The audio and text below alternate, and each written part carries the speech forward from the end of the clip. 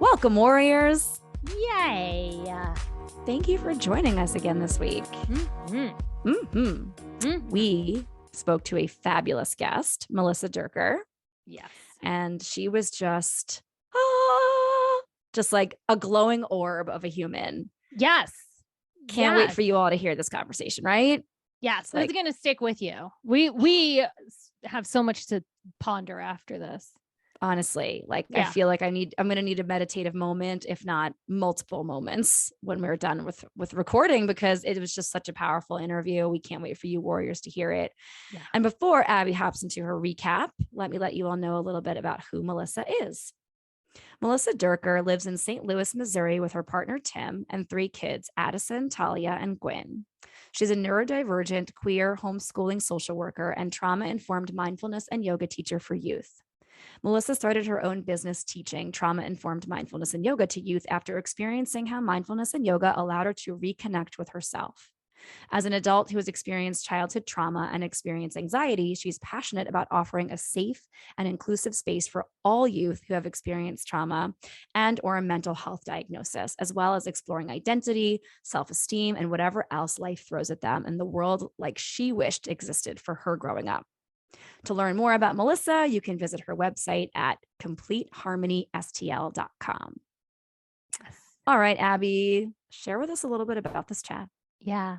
So I just want to say, first of all, Melissa is amazing. I met Melissa a few years ago, and a few months ago, I was like, "Hey, you want to be on our podcast?" And she was like, "The summer's super busy. Let's reconnect." And I'm so glad that we did. And anyway, I'm saying all this because what she shares is her story is amazing. Her story is so powerful, and it really left me with a lot that I still want to think about. And so I'm very challenged with a recap because I don't think anything I can say can do justice to this conversation. Having said that, I will try to recap our conversation and share that, Melissa starts off by sharing how she grew up in religion, and it wasn't until later in life that she realized that she had a lot of religious trauma from her upbringing, which is very different than physical trauma and neglect. And so she's been doing a lot of the work since college about undoing everything that she has been taught in childhood and trying to really figure out who she is and the type of person she wants to be now and the type of parent that she wants to be for her kids. She shares how anxiety shows up for her because really she's been going against everything that was taught to her as a child. And so she shares a lot of practices that really help her now, including just being able to really get back into her body and stay in this present moment. It's really hard to recap this because she just has so much wisdom and so much beauty. And, it was just such an interesting and incredible conversation that I just feel like this recap is really hard for me to give it justice. Yeah, it's hard every week, right? I mean, it's just everyone shares so much stuff. It's all powerful, and you want to let all the warriors know, like, this is not an episode to miss, right? Yes. And so with that being said, you all are going to just flip out with nothing but love and just all the twinkles and sparkle and shine for everything that Melissa shares. Yes. And we just cannot wait for you to enjoy this conversation. So without further ado, here's the show. Welcome back, warrior family. Yay! We are so stoked that we are joined by an amazing guest today. Her name is Melissa Dierker. Melissa, welcome to the show. Thanks for having me. Yay, so excited. We are thrilled to have another warrior just join our warrior fam. We've had so many incredible guests, and now you're like part of a pretty cool clan of folks. Yes. Yeah. Yes, we love that for you too, and for us. All right, so let's just hop right in. Tell us a little bit about how anxiety shows up in your life. So one area that I really see anxiety show up in my life is through religious trauma that I experienced. And the really funny thing is I didn't really think I had anxiety based around this. And it wasn't until it was pointed out that I was like, oh, I actually think there is a lot of anxiety intermeshed with this religious trauma that is present. And so it shows up, and when we look at it from that way, it shows up for me of, am I doing something wrong? Am I raising my kids wrong? I'm going against everything that I was taught and everything that I believed and knew to be true. Wow. And what does that mean? Like, what does that look like? And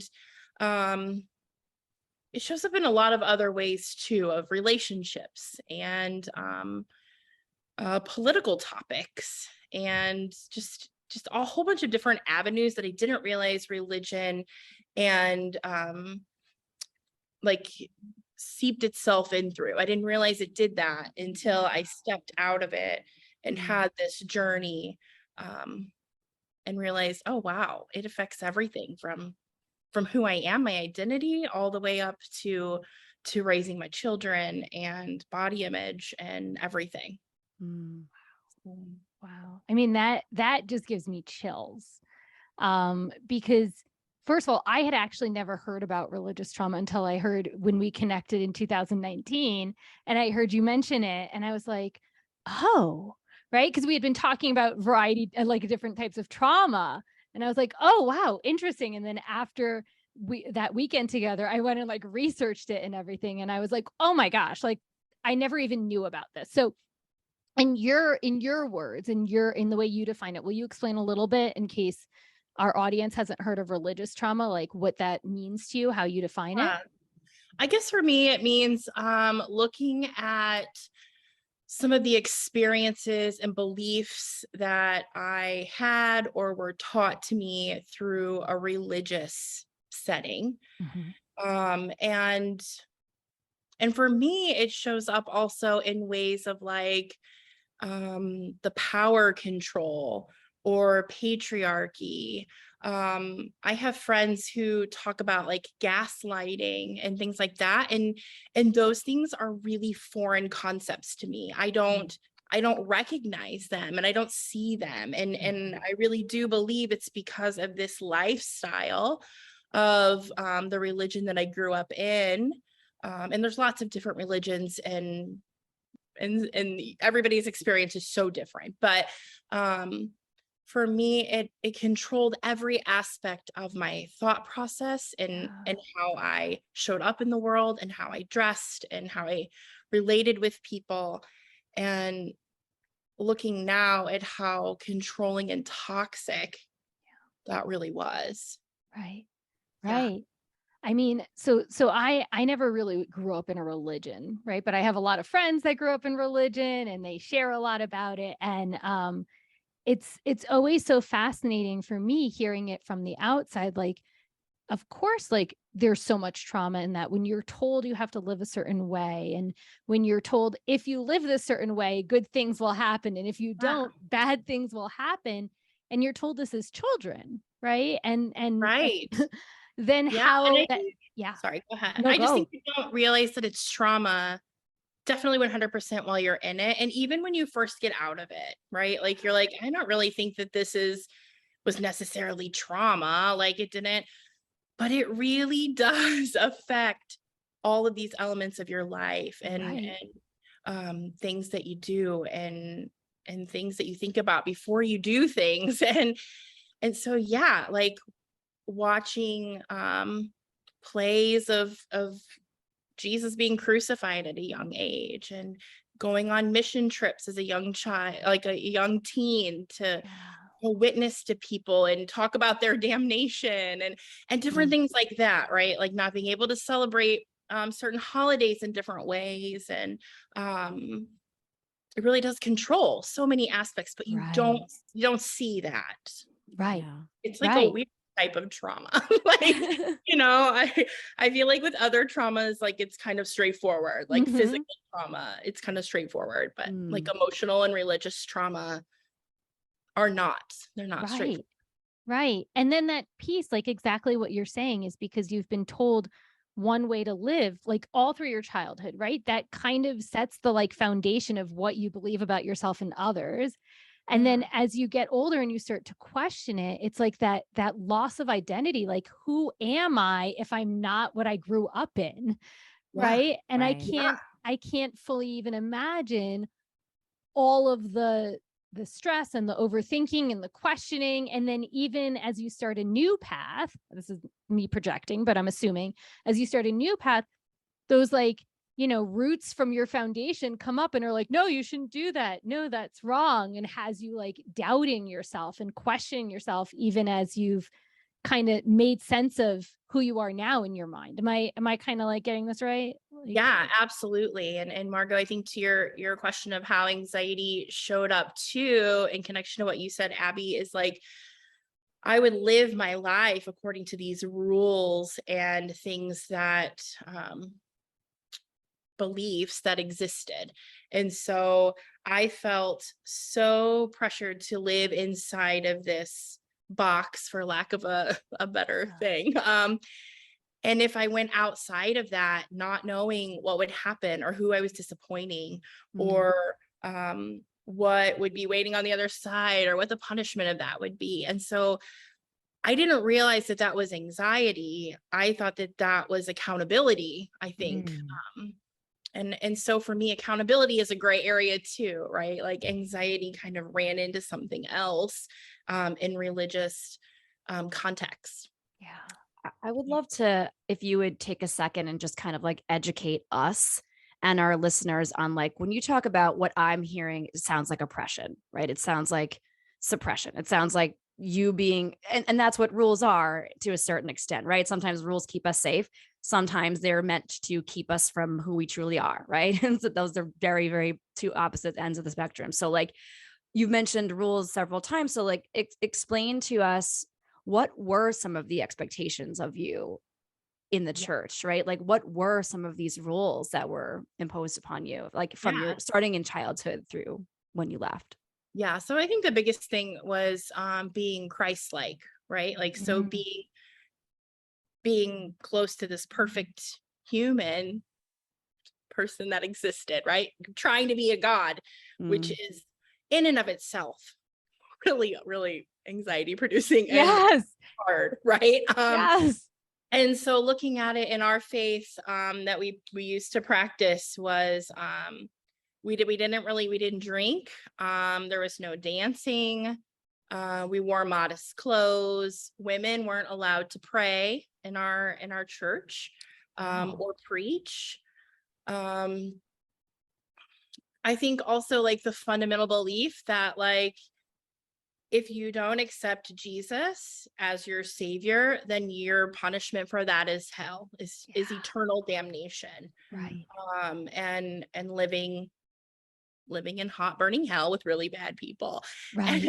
And so I think there's this fear associated with things, right? We tried to only listen to spiritual godly music and watch certain shows. And in my early teens, I went to anti-abortion protests that my family would take me with, and different things like that, right? So all the rules are just impossible to say because you're following the Bible, God's word, and trying to be Christ-like, as close to Christ-like as possible, as close to this perfect being who decided to die for everybody else as possible. And that's a lot. It's a lot of pressure. And as a girl, it was a very different experience at times too. So Wow. I mean, I always feel like I always grow up wanting to follow the rules based on a lot of anxiety too, right? And I didn't have to try to be like a god, right? The pressure wasn't to be like Christ, who saved all of humanity for their sins. Or think about damnation. As a consequence for not following the rules. I didn't have the fear of living in hell, right? But still, I always wanted to follow those rules, like in school when teachers set rule, and then the moment I slipped up, I felt horrible and what's wrong with me? And, now no one's going to like me and I'm going to be ostracized, not in that language, right? But that's the way it felt. And I can't even imagine as a child, like trying to be like Christ. And then of course, like, this is your community. These are the grownups who are keeping you safe. And then like, if you messed up, not only would you like not be like Christ and be sentenced to hell, but you also would probably like lose the respect or the safety of your community in some way. Like, it's just like so deep. So I think what's hard is in different faiths like ours, if you messed up, it was a works don't save you, right? This belief that you have saves you. So it's okay if you mess up. But because there's always forgiveness, you can always repent, but it's a ton of repenting, right? It's because you mess up. So it's a ton of checking in with a person who's keeping you accountable and saying, this week, I think I had a really bad thought. I think it was really bad, and I'm not even sure what to do with it. And I'm letting you know so that you can make sure I don't have this thought again. And I've already said I'm sorry. And I know that what I do doesn't affect where I go. It's my belief. But like all of this, like processing, which I think is why I'm a verbal processor. I think, like nurture and nature, absolutely what happens with that nurturing, like you said, growing up in this community and all of these ways that I was taught to look at things. I think verbal processing is an outcome. Yeah. Well, also, I mean, just like the example you used, which is like, I had a bad thought. And it's like, as someone with anxiety, I have intrusive thoughts. I have horrible thoughts that I never want to repeat, but I don't think they define me. I don't think it's who I am. I think sometimes my mind just says some weird stuff. Right. And I'm like, yeah. But so to have that, and then to have to like share that, and then like be sorry about it, even though we're not even in control of our thoughts to an extent, it's like, it's fascinating, but it's also like, I don't want to say sad, but it makes me feel like sad for the children who go through this, not understanding like they are not their thoughts. Yeah, because I mean, as teens, we have thoughts, right, of jealousy and sex and all these things that we should really be above in certain settings or people think. Right. And like, I didn't realize that was normal until, my kids are now preteens, and I'm like, oh, this is totally, yeah. Wow. Experience. Yeah. I just, I grew up going to church. I went through all the rites of passage, different part of the faith than you were part of. But, I left the church, quote unquote, again, nothing like what you went through, around like 9th grade. And it was because I asked questions, and you're not allowed to ask questions. And so I was like, well, this isn't the place for me. Right. And those questions were about fundamental human rights for all groups of people. And, so that was my first like sign of like, okay, what I thought this was isn't at all what it actually is.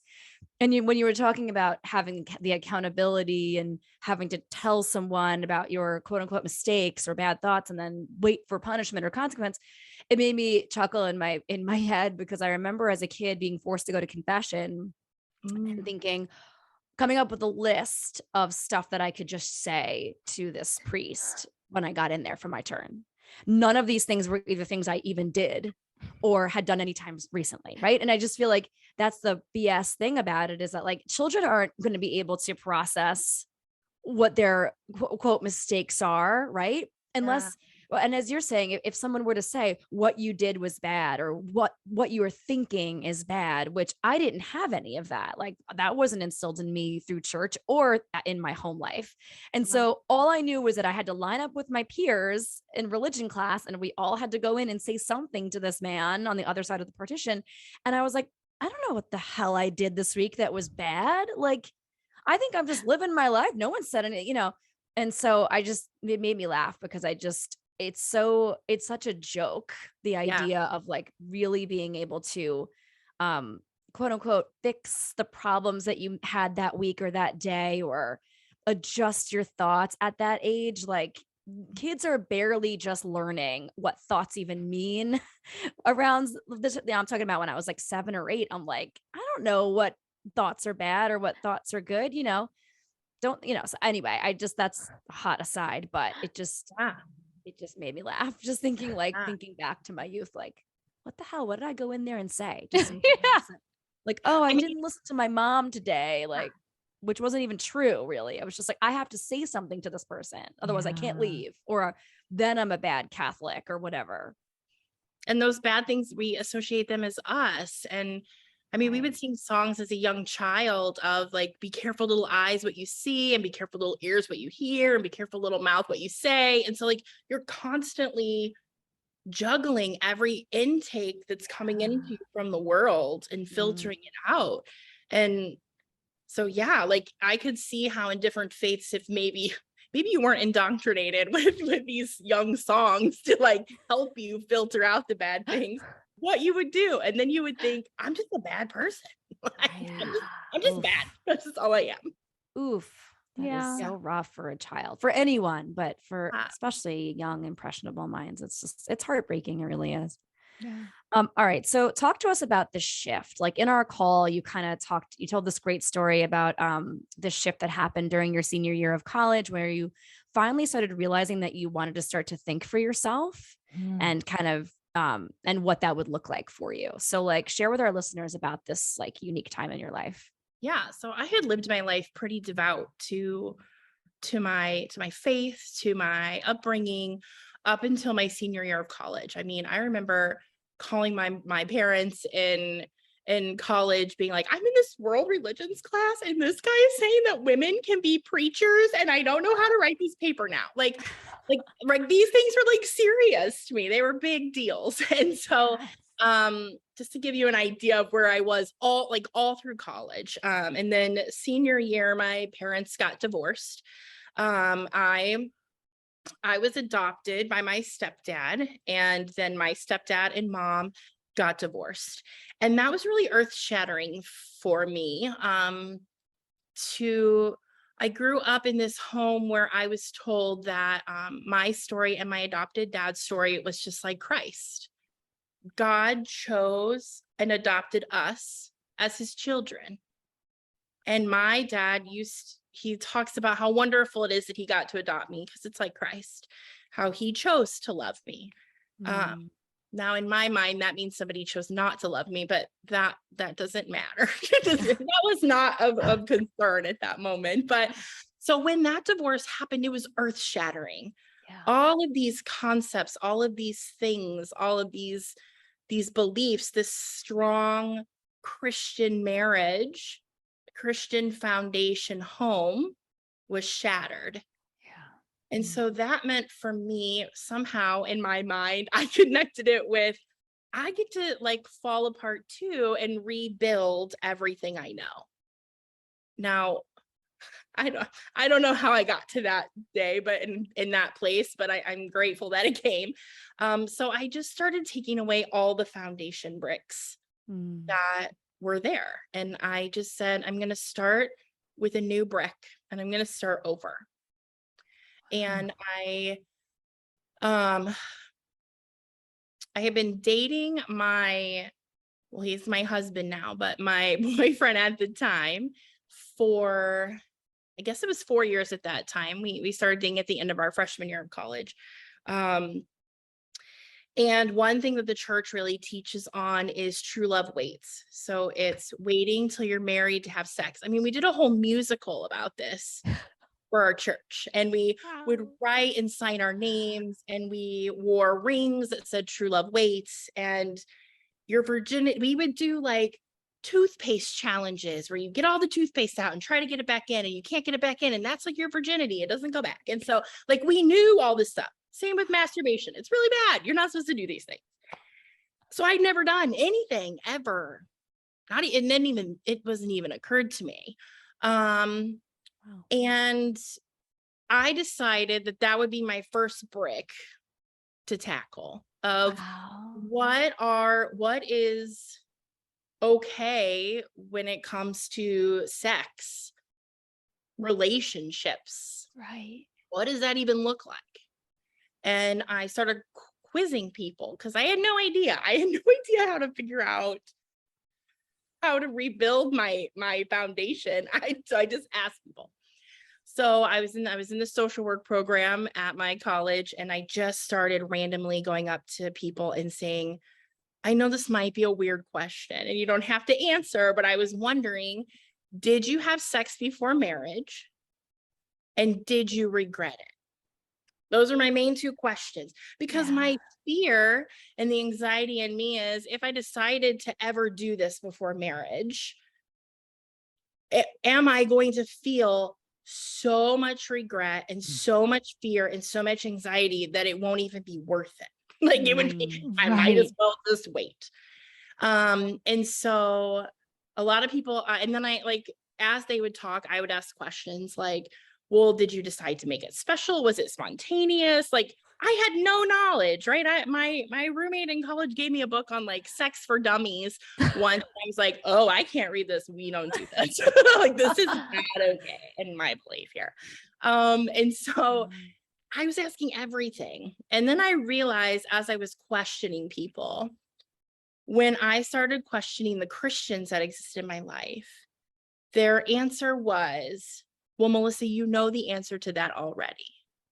And they had no other answer. They had no other answer of, I struggle with this sometimes, and I actually did have sex once and it was a mistake. Or I actually did have sex once with so-and-so and it was fine. Or like, no, the answer was, you already know the answer to this. And to me, that when I was rebuilding my foundation, that didn't add any credibility to anything I was trying to build up. If I was in a research program, that would not. It wasn't concrete. Right.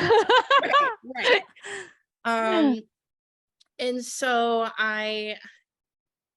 the final person I interviewed was my mom, and I called her because my mom and I are really close, and we have a lot of shared trauma experience between the two of us. And I felt like if I was going to make a decision on this, I needed to have permission from somebody who said it was okay and I wasn't going to end up damned. Lack of a better word. So I called my mom. Again, my parents newly separated, divorced.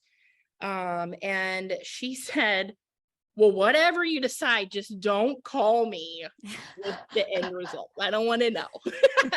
And I took that as, it's totally fine. Whatever you decide, it's totally fine. You can wait, you cannot wait.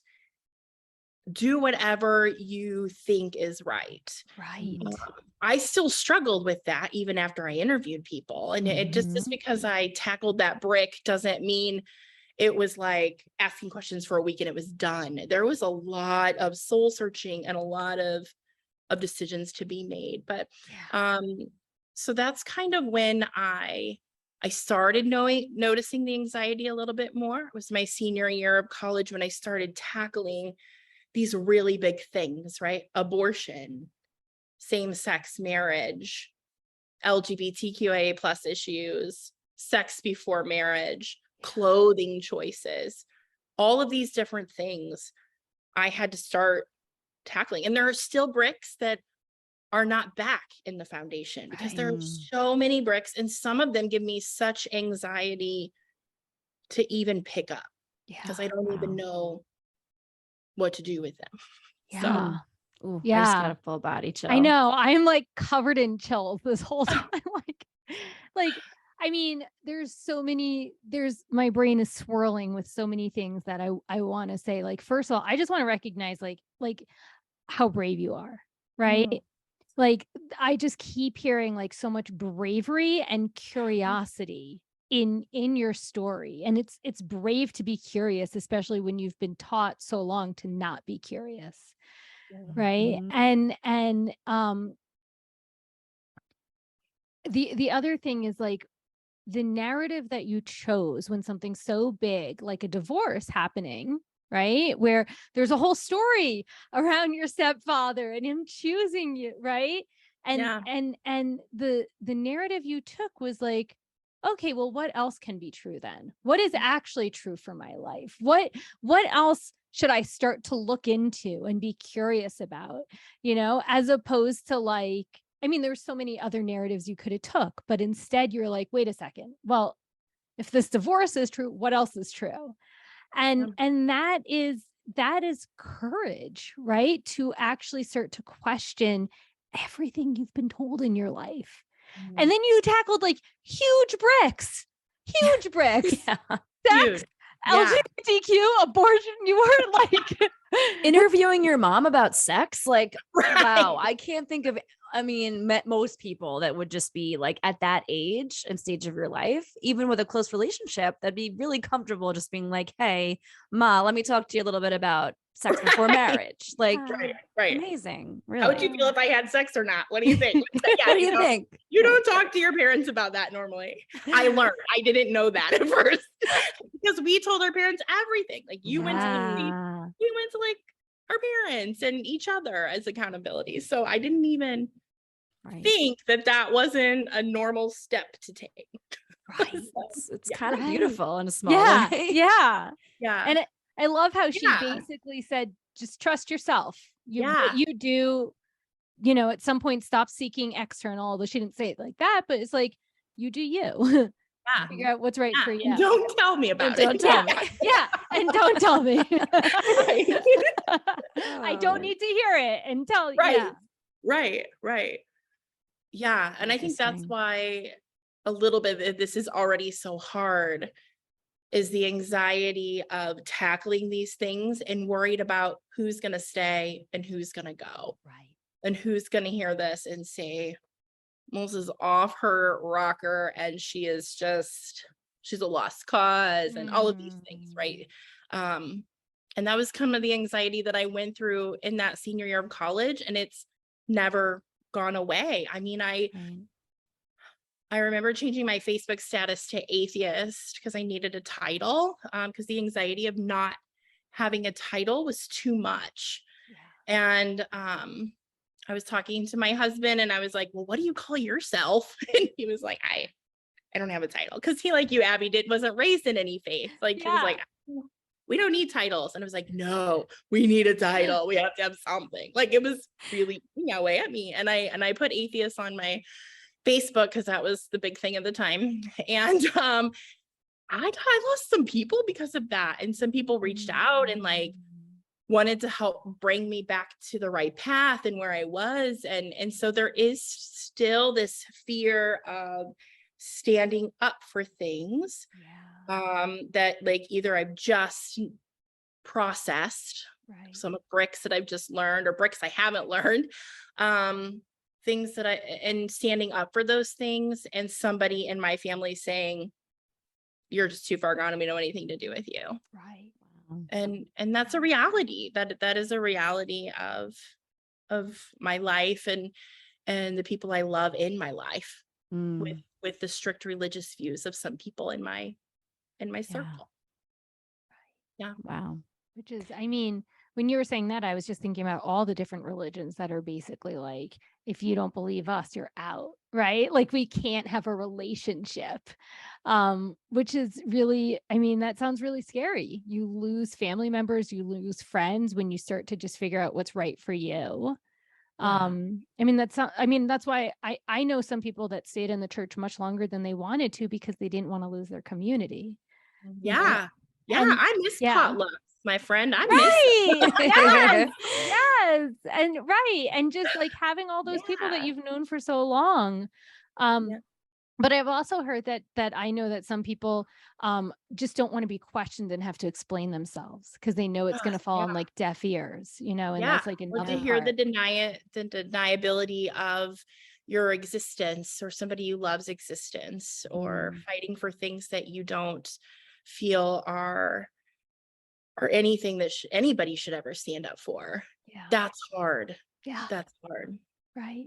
You know, and church aside, I think it's not an uncommon thing, right? In various parts of our lives, just as we grow and evolve and change, that when we step into something new, when we step into our power, right? When we carve out a new path for ourselves, or, you know, build up a new foundation or whatever, that inevitably, and maybe sadly and maybe wonderfully, a little bit of both, you lose people, right? People are not necessarily going to continue on your journey with you. And it's like simultaneously heartbreaking and heartwarming in a way, or at least it is in my mind.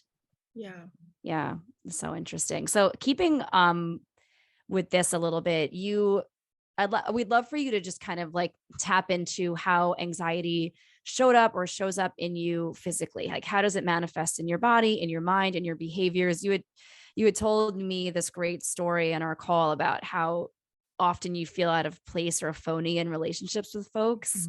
And you kind of mentioned this, and it reminded me when you just mentioned about like losing titles and wanting titles. And so yeah, if you can kind of just touch on some of that. Yeah, for me, it helps me to think of like a situation where my anxiety shows up in order to figure out where it's in my body, because I do get disconnected from myself a ton. And so, yeah, I was talking to you about the fact that like, I have all of these great new friends. They're not new, like they've been in my life many years now, but I grew up with the same friends in the church for very long. And we had the same mindset of music we listened to and movies we watched and ways that we talked and things like that. And now I have these new amazing people in my life, and I sometimes sit there and they'll be talking about their childhood and ways that they grew up, or they'll be talking about how they're fighting for causes in the community. And there's a part of me that sits there and says, what are you doing? You do not even know how to like connect with anybody else outside of the church. I mean, I could sit with somebody who is a Christian, and there is this kind of like peace feeling that I can navigate the conversations that come up. I can step back into that mold. Yeah. But when I'm working on who I am as a person and building my foundation, it's a little rockier. And so I noticed that when I'm meeting and just hanging out with my now chosen family and community, at times I get like a pit in my stomach that says, you should just leave. You should not be here. There's nothing that you can contribute to this person because of where they are in their life's journey and where you are.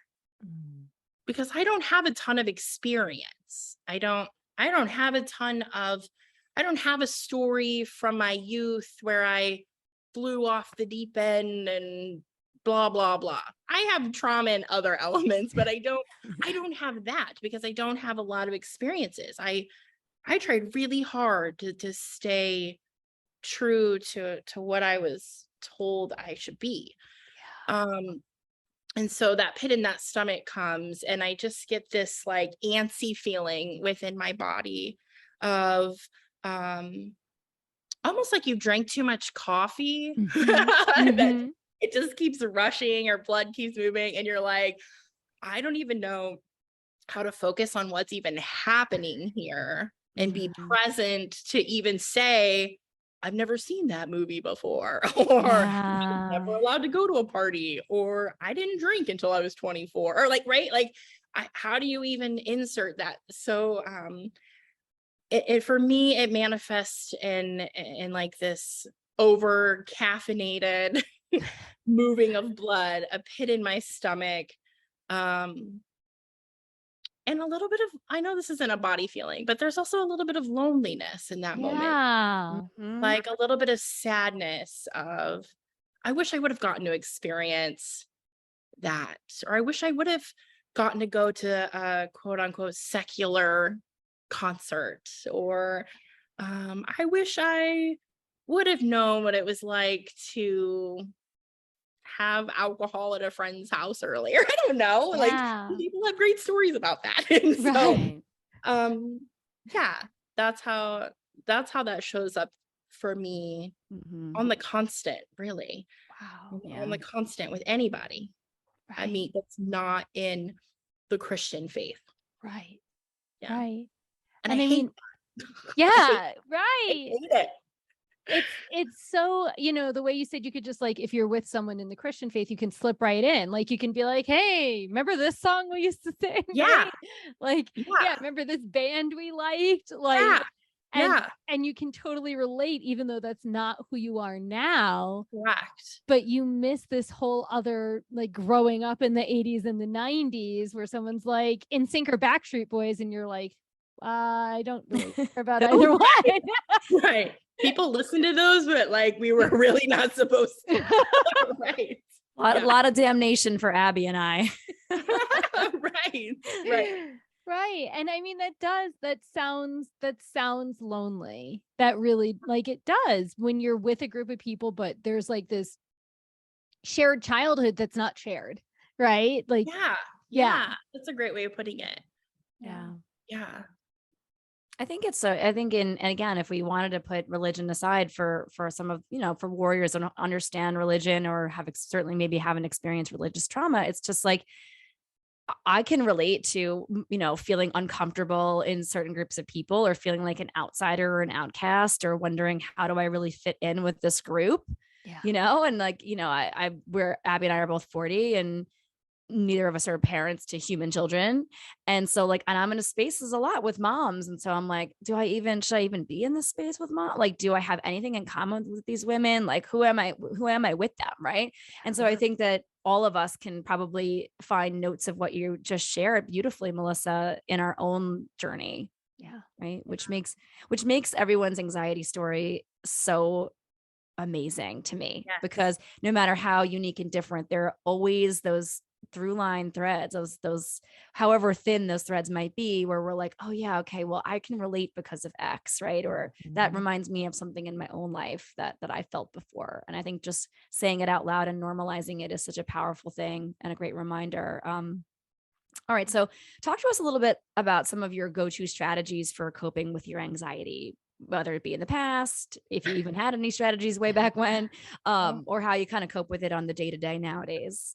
Yeah. So I think in the past, I probably just ate a lot of food. Like I don't really, also like I didn't know it was anxiety at the same time. Yeah. I feel like anxiety is a newer concept or something, but it's always been there. So for me now, some of the things I do is I do like to include my kids in a lot of things because one of my kiddos has a lot of anxiety as well. And so it's good to normalize these feelings in a shared experience. Yes. And, so we use our 5 senses a lot and just kind of check in with our surroundings. I'm a really big fan of tapping, where I can like tap all over or like do like paint brushing, something like I need some kind of physical reminder that my body exists and that I am standing in a present moment and I'm going to be okay. I need something physical. And so sometimes it's changing the temperature. So I go out sometimes in the rain and I just sit and get wet, or I've gone out in our pool really late at night and just jumped in. Like sometimes I just need a different change, a shock to my nervous system that says, hey, calm down. We're going to be okay. We are going to make it through this. I know it's scary, but you got this. And that's what I feel like forcing myself to feel my body does. Now, saying that I used to eat food, I think is the same way that I used to feel my body as a younger kiddo. And sometimes to this day, when I forget to check in with the physical aspect, sometimes I turn to food. And one of the things I used to tell people was I used to do that so I could feel grounded, because when I ate so much food, it would put pressure on my knees. And so when I walked, my legs hurt and it was a physical pain. And it was helping me connect to my body without me having to feel any emotional feelings. Right. I could feel them physically and say, here I am, world. It hurts, but here I am. Right? Wow. My asthma may be killing me, but at least I have lungs. And so when I'm in a good place, I know that I actually don't need to eat this to feel this. I'm going to try to do these other aspects of energy work.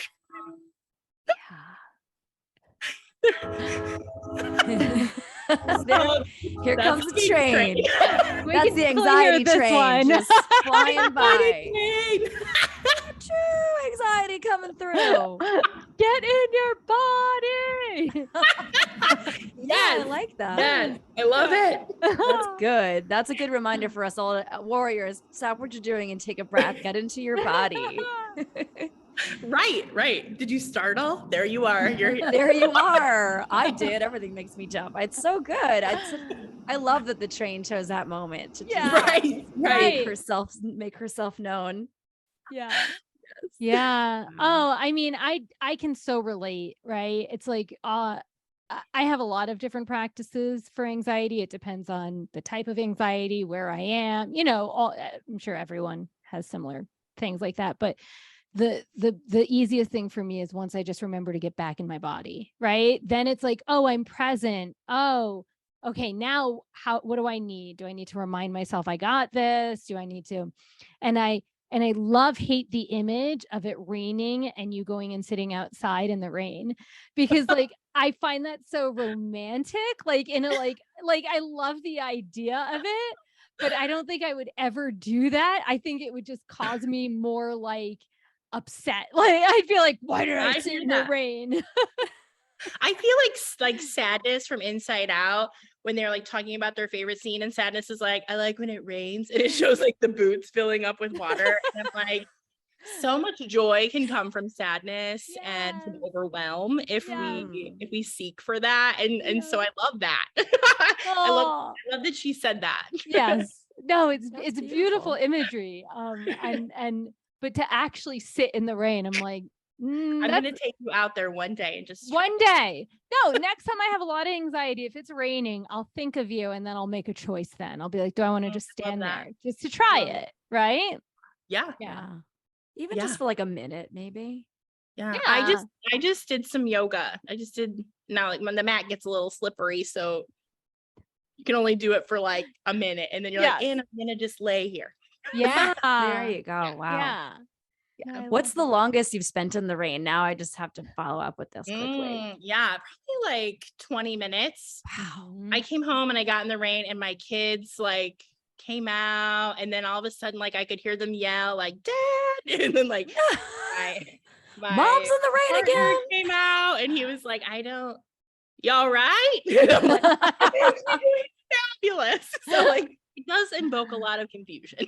Yeah. Wow. But it feels good. It. I bet it. Yeah. I can imagine that it feels good. Yeah.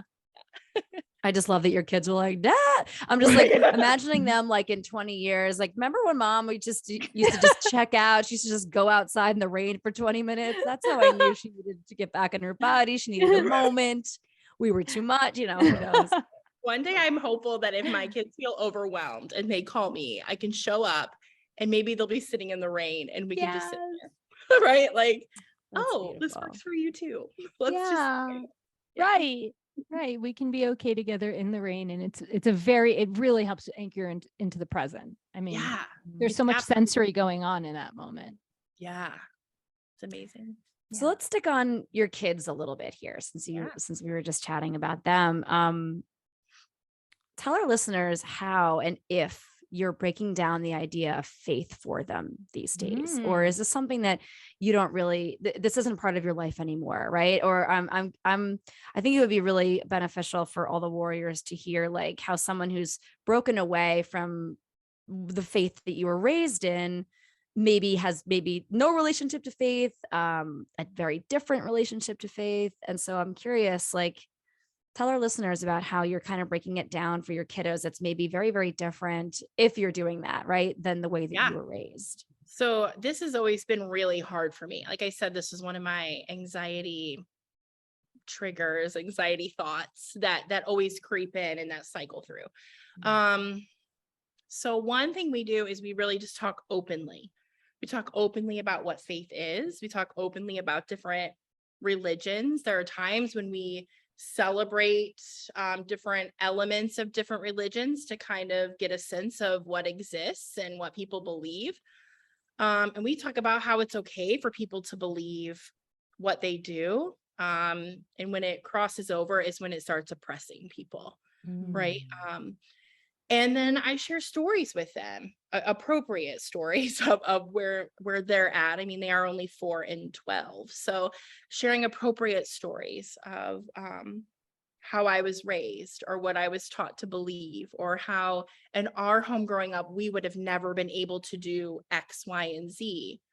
But because we don't follow a faith, then we can do X, Y, and Z. So kind of introducing these concepts of consent and oppression and patriarchy and advocacy and all of these things that were never really taught to me, but introducing them to our kids in different elements and ways that we can do that. So showing up for our friends, or going to protests, or talking openly about what people believe or how they show up in the world.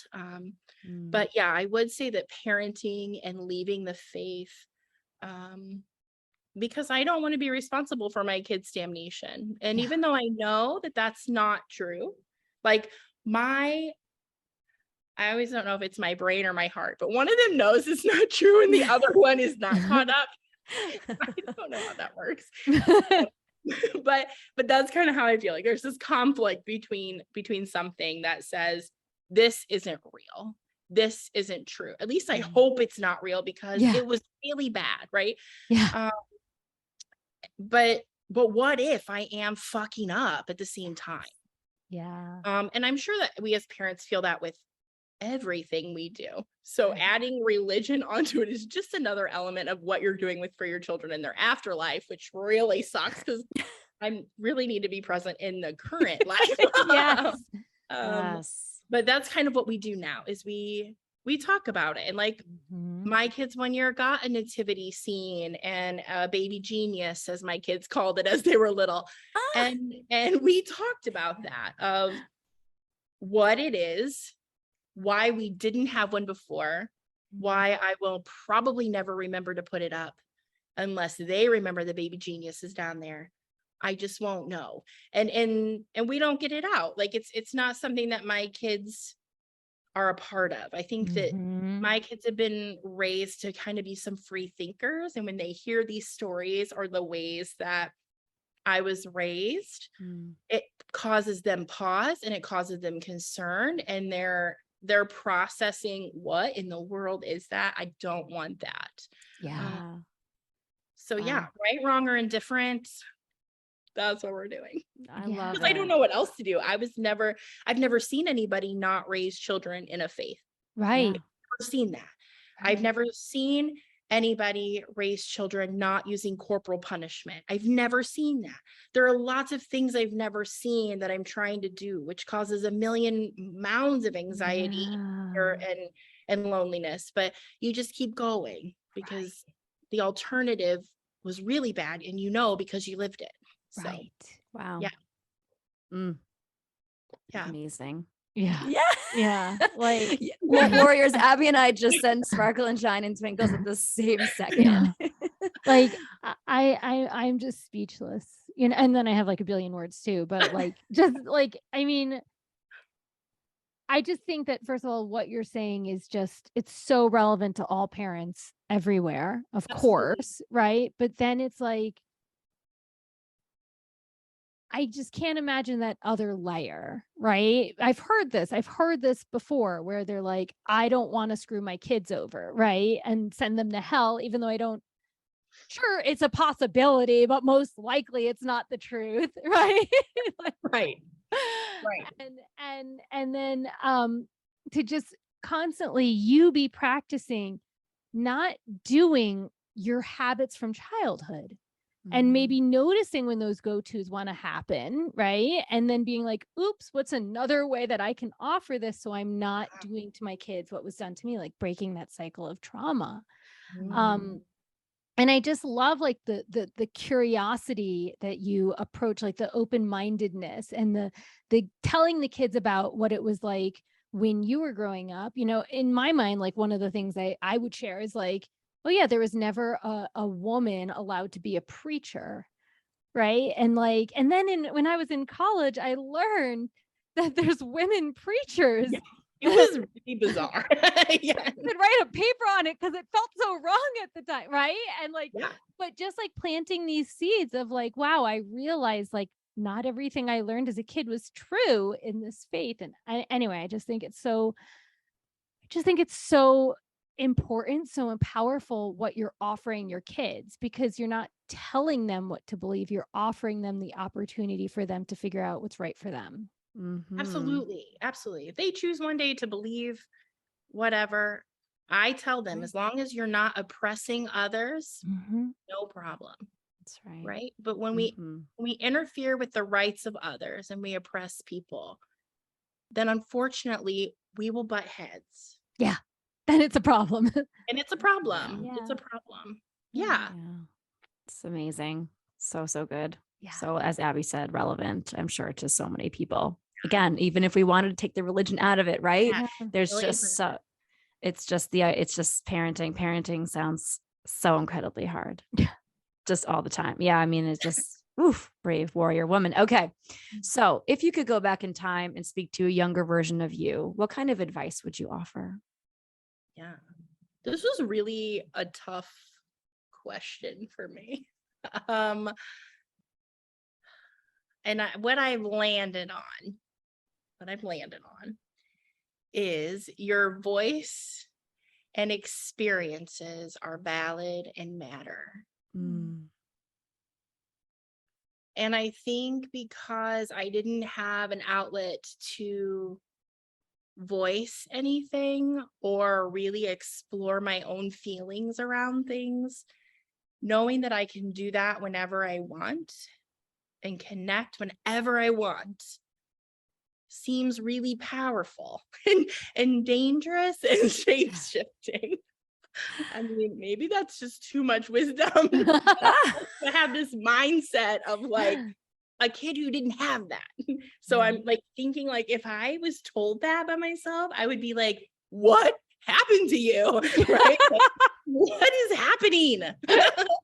We messed up somewhere. We're part of the percentage of the people that laughed, aren't we? Like, it was really hard for me to be like, what would not rock my world too much, but also create a powerful enough change. So that might work or it might not. I don't know.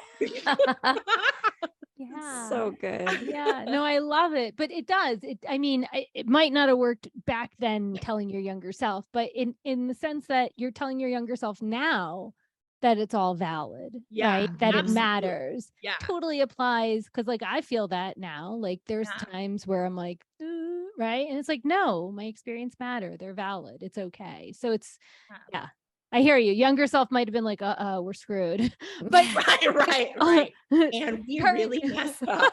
I need to do more now. I'm not close enough to Christ. We need to dig in harder. Oh my, yeah. More like my inner child. I'm gonna let you like calm down. I'm gonna keep the reins. You just stay there and work through the rest of this. No? That's good. That's good. You're good enough as you don't have to be Christ. Totally. You don't have to be a God. You do not have to be God. Yeah. Right. You're fucking amazing as yourself. So you just chill and I'll run the roads right now. You know. Beautiful. Amen. Yeah. Hallelujah. Hallelujah. Oh, wow. All right, Melissa. So this is going to be our final question before we have some lightning round fun. Yeah. What does being an anxiety warrior mean to you? Yeah. So I was thinking like of a warrior. And then I was thinking like yoga warriors, because that's where my brain went. And I remember the first time I tried to do a warrior in yoga teacher training, and my feet were not right. And I remember the teacher said, all you have to do is look down and look at your feet. And I was like, oh. And I looked down and I could put my feet in the right position or where they needed to go. And I did it and it felt good. And so to me, an anxiety warrior is showing up even when I feel defeated and scared. It is showing up even when I don't know where to put my feet, or I don't know the right answer, or I might lose people along the way, or I might stumble over my words, but I still show up and I can still find the ground and I can still find my foundation to tackle whatever comes. So that's what an anxiety warrior is. Ooh, all the tears right Yeah, now. I know. I've been holding them back the whole time. So yes, I get that. Yeah. I mean, you nailed it. And it's like, it's so simple and it's not. Right. The showing up, like even doing something like going into a yoga class where you've never been, and the risk of looking foolish or the risk of not knowing where your feet are. And like, I mean, I'm just really touched by what you said. So it's hard to gather my thoughts, but I feel that so much. Like, to be a warrior is to just show up. Yeah. And I feel like we forget that, right? For warriors, we think of the fighting and the bravery and the leadership. But I know that warriors have to feel completely terrified on the inside. They have to be. And they have to feel so defeated when they make the wrong decision, or they make a decision nobody likes, or they wrestle back and forth with things. Yeah. And so really, it's just showing up feeling defeated and scared all the time.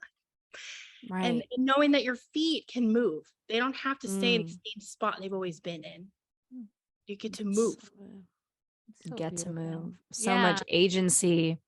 And it's like, I want, there were so many visuals and everything that you just shared in such a short amount of time. But like, I feel like the beautiful part about it is, even for our yoga, our non-yogi listeners, if you were to just Google any of the warriors, right, you can kind of get the sense of what you just shared. It's just so incredibly, Melissa. It's just the idea of like, what I kept picturing was like, remember who the fuck you are, right? And keep showing up no matter how deeply afraid you are, no matter how much this maybe feels sticky or uncomfortable or wrong even. And maybe that showing up is backing away. Maybe that showing up for yourself isn't staying put. Maybe it is moving the fuck away, right? Or whatever, I feel like there's just so many layers to what you shared. So thank you. Yeah. Thank you.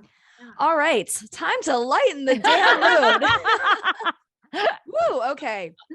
That was inspiring and all, but it's time for some lightning round fun. Mm-hmm. So, Melissa, are you ready for lightning round? Lightning. Okay. Wow. So lightning. Abby and I are going to go back and forth and just ask you a fun get to know you type question.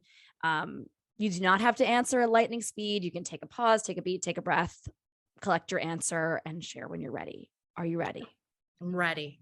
Okay. Abby. I'll go first. I'll go first. Okay. All right. Let's do this. All right. So I'm making an assumption here that you and your kiddos probably jam to some music these days. And I'm assuming it's not like Christian rock or whatever. Correct. So what is like one of your favorite songs now that you like jamming to with your kiddos?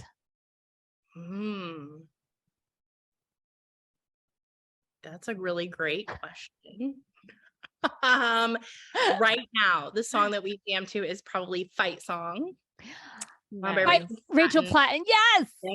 Yes. But we always have some Taylor and Lizzo and Jimmy on the list too. I love it. Lots of power. You introduced me to Lizzo. I hadn't heard about Lizzo until I sang a thing. Yeah. That's shocking to me, Abby. That's shocking. For real. That's shocking for me too. All right. So this will be kind of in the same vein. And so maybe one of the artists you just mentioned will be the answer to this question. But if someone that you admire, an artist out there that you have grown to love since you're not listening to Christian music anymore, who would sing the soundtrack to your life? Oh, goodness. Okay, so I don't know much about these people. I'm gonna put that preference. I love that. But I really like songs by Ingrid Michaelson.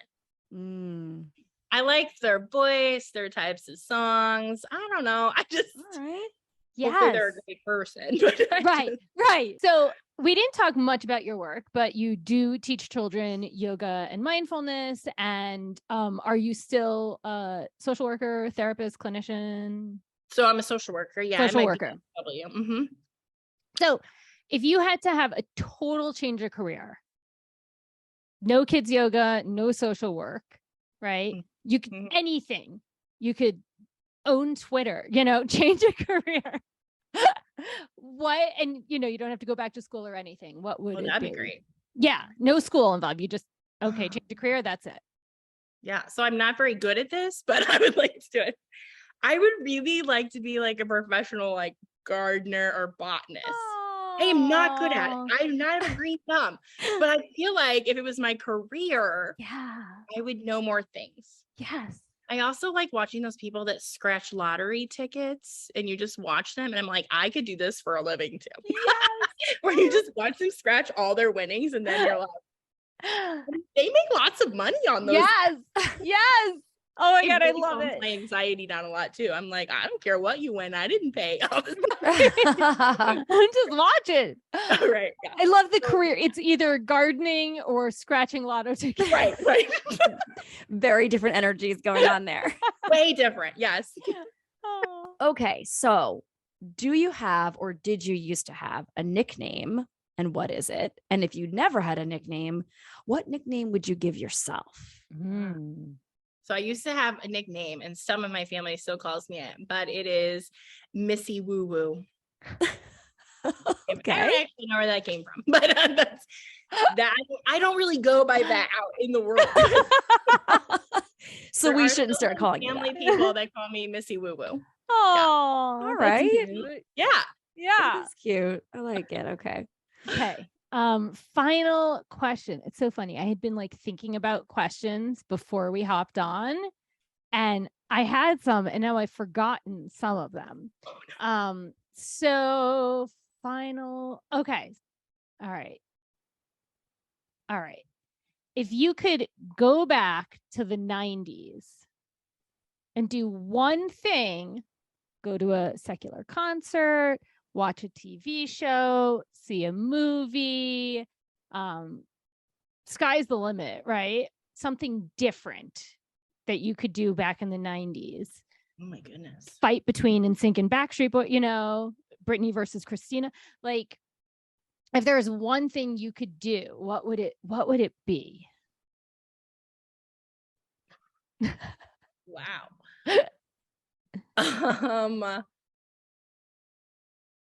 So the only thing I can think of is a concert, because I also don't know what other 90s kids were doing. I think we were just talking about the four people I just mentioned, right? Britney, Christina, NSYNC, Backstreet Boys. But who I think I want to see Spice Girls. Yes. Nice. Yeah. They would have been really fun. Yeah. Choice. I never saw them, so Me we're either. in that same boat together. Yeah. That music we was could all go see them. So I'd love to see them. Yeah. Maybe there'll be a reunion tour. The three of us could go. Yes. Yeah. Meet in some random city since we're all in different cities. Yeah. I'm all about it. All right. like awesome. It's a Seed good is idea. planted. Spice Girls. Planted. Do a reunion. All right. Yeah. Final question.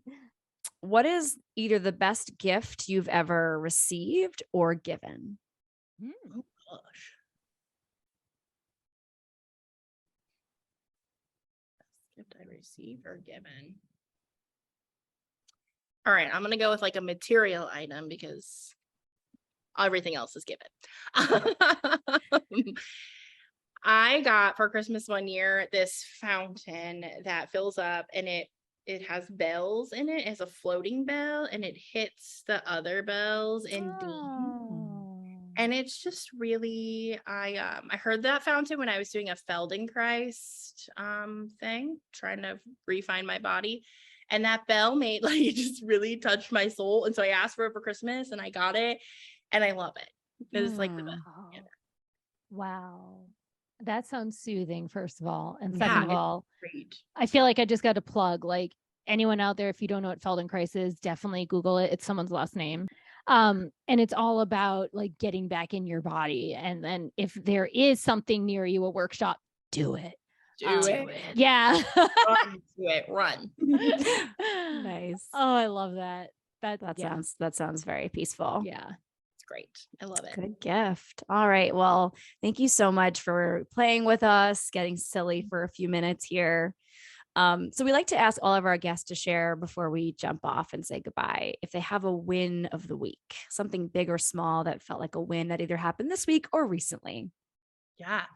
So we have all been ill in our house with the stomach bug, but we're all better. And I would say sometimes our body reminds us to rest, and I don't know how to do that. And so I will say that a win, even though I was sick or taking care of sick family members, was the rest, was the ability to stay home and regroup and take care of what needed to be taken care of. And even though there's dishes in the sink and Kleenexes all over and things like that, like the ability to just rest, to lay there and get better. And I'm grateful that my body reminds me to do that when my brain, I think that's right, it doesn't.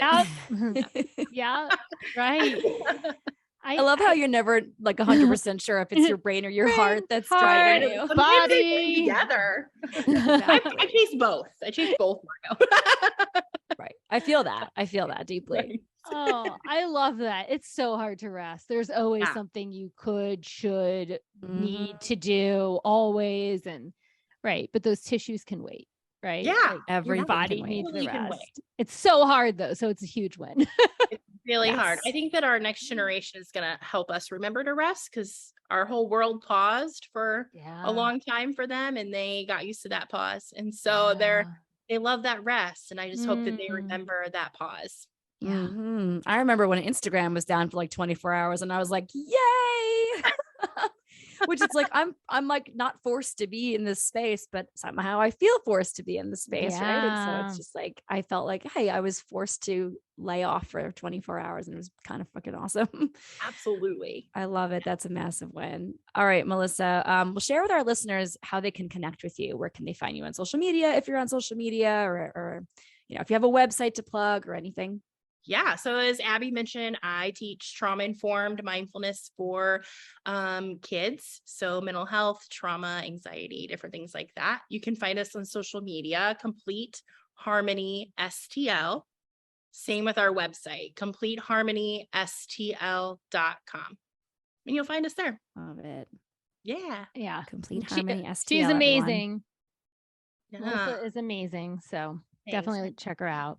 I mean, for listeners that made it this far into the pod, they already know she's amazing, right? Yes. But I've met her before, so I can vouch. Okay. Warriors know you can trust Abby, obviously. So good. Thank you so much for being a guest on our show. This has just been like earth-shatteringly amazing, and just have so much love for you. Thank you for this opportunity and for the train and for letting me like share my truth, even when the truth is hard to share. So thanks. Thank you. Thank you so much. Thank you. See you later. Bye. See you at a Spice Girls concert. Yes. See you at a Spice Girls concert. Oh my. What is there to say that hasn't already been said? Yeah. Right? I feel like we said, I don't know. I just feel like there was so much love given after every response. Yeah. Right. It was just like, I feel like I don't know what to say right now. I'm just blown away by this conversation with Melissa. She is just such a light and warm and lovely person. And I just felt so deeply connected to her throughout this conversation, and just listening to her speak about some pretty heavy stuff from her youth and her teen years and into her young adulthood. And she speaks about it with such a curious and loving kind of lens. Like she doesn't seem angry or resentful, even though she's been through so much and had all this religious trauma. So I just I feel kind of at a loss for words a little bit. Yeah. No, I mean, her story is an incredible story, right? Like I wanted to just keep listening because honestly, her story for me is pretty foreign since I did not grow up in any faith, right? And so it's super fascinating to me. But also just like her ability to at some point start to question stuff. Right. It was really, I just wanted to like keep hearing more, like, what else did you do? And then what? And so it was like definitely gripping, but I also just want to hit on like you when you started to like explain like what it's like to be around Melissa, like you said, light. And like that's what I think of when I think of Melissa. Like I met her a number of years ago, and like the first thing I really thought of was like she has this like lightness to her. And I'm not even meaning like easygoing. It's just this like this vibrant light, and I can't even aura. Yeah, it's like I don't want to say aura, but it's like this vibe, this light beingness of her. And when she agreed to be on, I just felt so honored that she was willing to share. 100%. Yeah. So what was one of your takeaways? Yeah, I guess I'll continue a little in the same vein of what I was saying. And one of my takeaways is just like, and I said it a little bit in the episode, just like how the courage it takes to start to question everything you've been told. Right. And we know that college age is still like an adolescent brain. It's not an adult brain. Right. And I putting myself in her shoes, like the thoughts that I have is just like the kind of earth shatteringness of like, oh my gosh, wait, everything I've been told is actually up to be questioned. Right. Not even that's right or wrong, but I can actually be curious about everything I've been told. And then I can start to make decisions for myself. And so my takeaway is just like the power of curiosity. Right. And then from that, like, how can we help more children be curious so that they don't have these like, you know, like earth shattering moments, right? In their 20s, 30s, 40s, 50s, 60s, whatever it might be. And they can start to have this like lens of curiosity from a much younger age, kind of like what you had when you were like in middle school and you're like asking questions and stuff. It's like, so I don't know. It's that is my first takeaway is just like the courage to be curious when you've been told one way to live your entire life. Like I just think it's so huge. Totally. Yeah. I mean, I that's sort of where my brain went to for my first takeaway. It's just, there was so much courage. And I love the phrase courage of curiosity or courage with curiosity. It's just, it feels like the visuals that I got from listening to her of when she basically tore down this, in my mind, this brick wall of religion and all the expectations and rules and oppression that comes with religion, no matter what religion, most of them, if not all, and how she found the bravery to knock it down and then build from the very beginning again, right? She talked a lot about bricks and laying a foundation for herself. And I just felt like, what a simultaneously scary and anxiety inducing and also important thing, right? It's like, it's sort of like it sounds horrible to break down everything you know and start from scratch. But at the same time, it's like, well, damn, like that's so cool at the same time. It's so awesome to be able to have that ability, to be able to choose anew, to be able to say, fuck you to my past. And what do I want to build? Right. And I just had this, you know, this picture of her just literally in her mindful way, just creating brick after brick. And I love the parts where she was like interviewing folks about it. It's like, just going back to what you shared about courage, it's like, what the fuck? I can't even imagine interviewing people from my former faith or just interviewing anyone in my early 20s about sex, about relationships, about sex before marriage, about things like, you know, heaven and hell, and like, and what a how almost like her naivety like allowed for that, right? And like how beautiful that is in a way. It's like she didn't have like somehow she didn't have the stigma of like, you don't ask that shit, right? And yet she did it anyway. And even if she didn't get the answers she was seeking or hoping, she got answers nonetheless. And she was able to say, hey, like I can keep being curious about this on my own. and figure out what works best for me and subsequently her family. And I think that leads into my final takeaway, which is just, I love the way Melissa is using mindfulness and curiosity to help herself and also to bring her kids into the fold. And she mentioned towards the end of our conversation with her, just how like, she doesn't want them to be weighted down with the shit that she had growing up. She, you know, the fact that all of us grew up in a time when no one was talking about mental health, no one was talking about anxiety, depression, all the things. And that she's, you know, obviously hopeful that with the skills that she's offering her kids and her students, certainly, but just doing it for herself, right, is she's able to take them along with her in the curiosity and the courage. And a little bit too, just going off of that, just with how she is breaking down the concept of faith with them. I just found that so fascinating, just like how somebody who has come through so much deep religious trauma can still not have that resentment, can still sort of offer the ideas of faith in various different ways, very different from how she was raised. And see what her children eventually want to do or don't want to do, and just kind of break that cycle for them with them. So, that key part of like, you can believe what you want as long as you're not oppressing others. Like, that's beautiful. Like, wow. Right. Like, it's okay. You know, like, and that's the, like, you can be you, and you have to understand how you impact others. Like, we have to take care of our earth family. Yes. I feel like my final takeaway, there's so many, again, like I already said, I could be listening to her forever, is, you know, that when she said that show up piece, right. And she was talking about like, oh, I can look at my feet and move my feet in the yoga pose. Right. And yet she showed up, and then she, you know, and just how powerful that truly, truly is. You know, and then she also shared about how, like, when she's hanging out with people now, and she doesn't always feel like she relates to what they're sharing, and yet she's showing up. And the takeaway from that is like, I don't give myself enough credit for the things I show up for. I just kind of do it.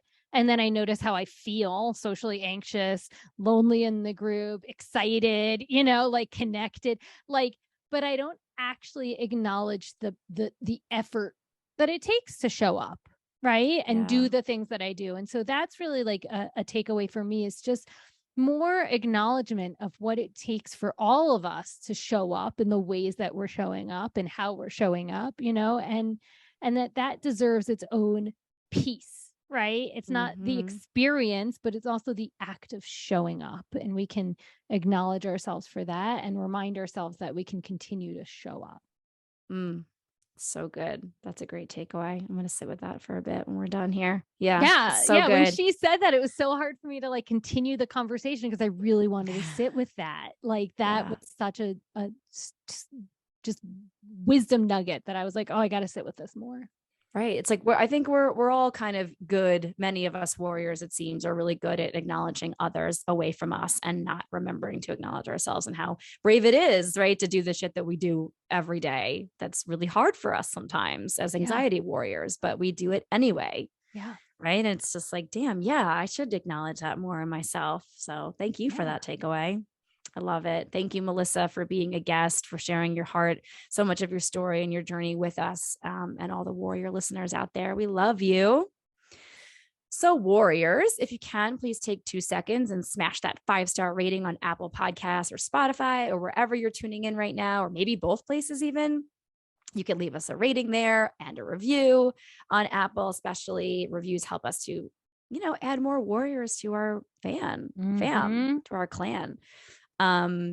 Like and subscribe to our YouTube channel. You can hop on into our show notes and shop our podcast merch link. You can shop our Threadless shop. Get yourself something fun for the holiday season, or just because you're awesome and you deserve it, or maybe something for the warriors in your life. If you want to connect with us for any reason, we're on Instagram at Anxiety Warriors Podcast, or you can email us at anxietywarriorspodcast@gmail.com to shout out your wins of the week, share topic ideas with us, or if you think you'd be a great fit as a guest on our show, let's get it on the calendar. Let's hear about your story and help you share it here on our platform. And thank you. Yes. Thank you all so much for going on this journey with us. We're so grateful we get to do this with you. Till next time.